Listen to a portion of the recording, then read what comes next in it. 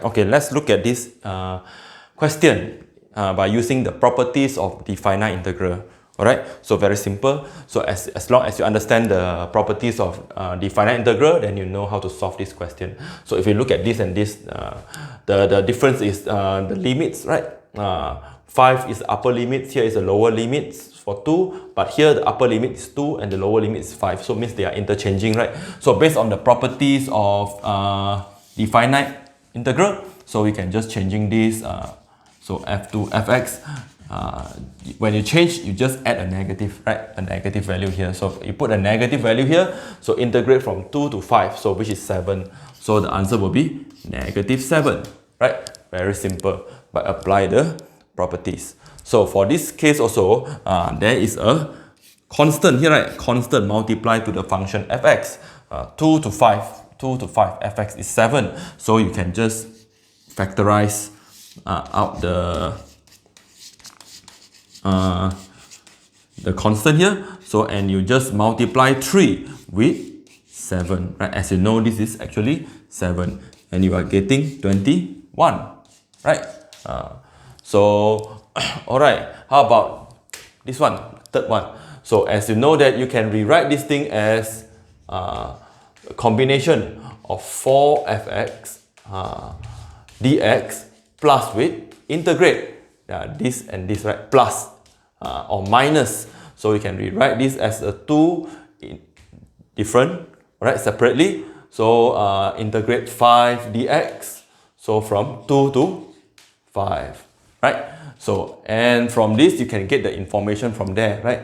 So you can factor out the 4 and you have 2 to 5 fx dx. Add up with integrate 5. You know, integrate a constant. So you are getting 5x from 2 to 5. So 4. So 2 to 5 is 7. Alright, it's 7. And for this, how to define a finite integral. So which we use the upper limit, substitute first into the function, subtract to the function after we substitute the lower limit. So 5 to, so very easy, 4, 7, 28. This is 25 minus with 10, right? We have 25 minus with 10. Okay, let's calculate. Which give you 43, right? 43. All right, let's look at the fourth example. All right, let's look at these examples. So, all right, let's look at this first. 2 fx dx, right? So you can take out the 2 first, as this is a constant, right? So that easy. But there is 2 to 7 here, right? 2 to 7. But here is given 2 to 5, and here is 7 to 5, right? So if it's know that fx is a differentiable function, right? So 2 to 5, and there is a 7 to 5. So what I'm going to do here will be, I'm going to rewrite this as 2 to 7 because I know that 5 is between 2 and 7, right? 5 is between 2 and 7. So I can just write 2 to 5 for fx. To continue with 5 to 7, right? Based on the properties of the finite integral. So then we have this one, right?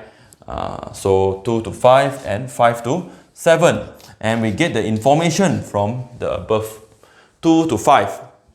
Exactly, we have 7, right? But for this, we have 5 to 7, right? 5 to 7. So, but here is 7 to 5.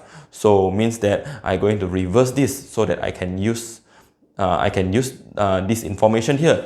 So, but once I reverse, means that the 5 here and here becomes 7, right? Reverse the limits. So of course, the negative value here will become positive. As easy as that. So you just add up with 6, as now you know 5 to 7 is 6.